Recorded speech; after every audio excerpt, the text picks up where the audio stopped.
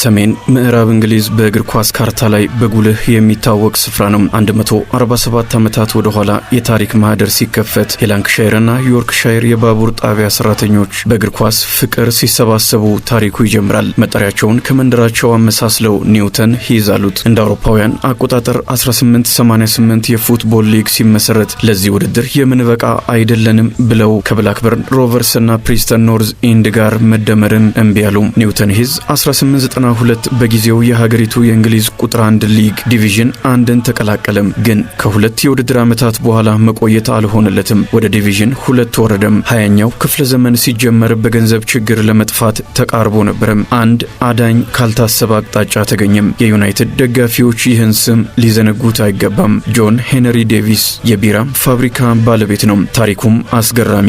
በክለቡ አፈታሪክ ያንበሉ ሃሪ ስታፎርድ የጠፋች ውሻን በማግኘቱ ጆን ሄነሪ ዴቪስ በእግር ኳስ ፍቅር የተሰባሰቡ ሰራተኞችን ችግር ተረዳም። አንዳንዴ ችግርም መፍትሄም ሲመጣ ያጋጣሚ ነው። ኒውተን ሂዝ ቀጠለም። እነዚያ ለፍቶ አደሮች ከዓለም ገናና ክለቦች መካከል አንዱን እያቋቋሙ መሆኑን አያውቁ ይሆናል። ምናልባት መዳረሻውን አሻግረው የተመለከቱም ይኖራሉ። ይህ አስገራሚ አጋጣሚ ግን ክለቡን አሻግረም።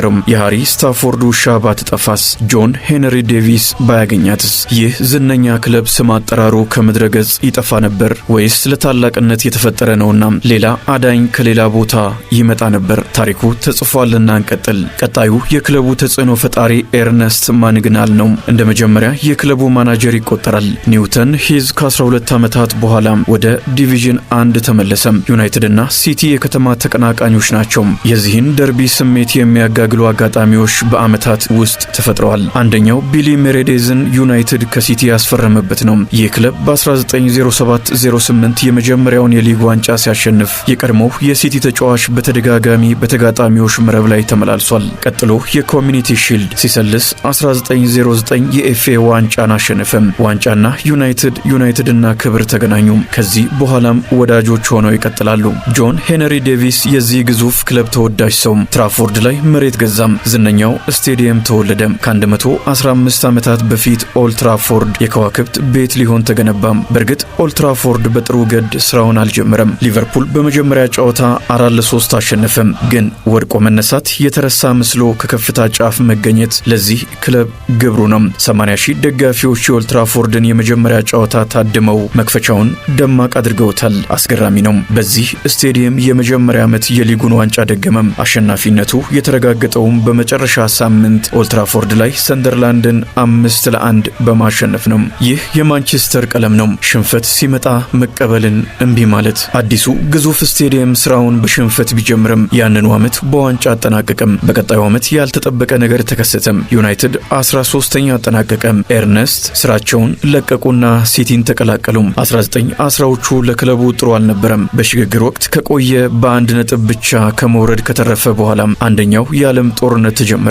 ሊጉ ተቋረጠም። አጥቂው ሳንዲ ተርንቦል ጦርነት ላይ ፈረንሳይ ውስጥ ህይወቱ አለፈም። አንደኛው የዓለም ጦርነት አብቅቶ ሊጉ ሲመለስ ለመጨረሻም ጊዜ በዩናይትድ መለያ በሊጉ የተጫወቱ 2 ሰዎች ብቻም አብረው ነበሩም። ወደ ዋንጫ ድል ለመመለስ የሚከብዱ ዓመታት አሳለፈም። ይባስ ብሎ ክለቡን ለቀው ወደ ሲቲ ያመሩት ኤርነስት ሜሬንዴዝን ወደ ሲቲ አስኮበለሉም። 1921-22 ዩናይትድ ወደ 2ኛ ዲቪዥን ወረደም። አስቀድመን ያልነውን እናስታውስ። ዩናይትድ ወድቆ አይቀርም፣ ይነሳል። 1924-25 ወደ ዋናው ሊግ ተመለሰም። ግን ዳግም ወደ ግርማው ከፍ ለማለት ተቸገረም። 1930-31 መልሶ ወደ ታችኛው ሊግ ወረደም። በቀጣዩ ዓመት ኦልድ ትራፎርድ በተመልካች ድርቅ ተመቶ ክለቡ ለተጫዋቾች የሚከፍለው እስኪያጣ ደርሶ ነበረም። እዚህ ጋም ሌላ አዳኝ ተከሰተም። የጦር ዩኒፎርም አምራች የፋብሪካ ባለቤት የሆነው ጄምስ ጊብሰን 30,000 ፓውንድ ኢንቨስት አደረገም። 1933-34 ወደ 3ኛ ዲቪዥን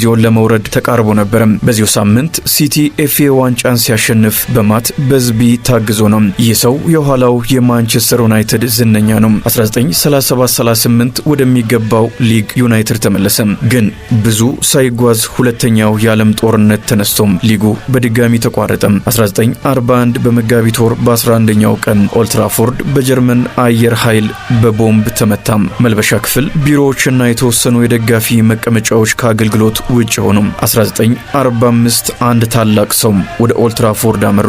በተጫዋችነት ያሳለፉት በዩናይትድ 2 ዋነኛ ዋነኛ ተቀናቃኞች ነው በሲቲና በሊቨርፑል። እኚህ ሰው ሰር አሌክሳንደር ማት ሄዮ በዝቢ ወይም ባጭሩም ሰር ማት በዝቢ ናቸው። የዩናይትድ አንዱ የስኬት 10 ዓመት ከዚህ ቀጥሎ ይመዘገባል።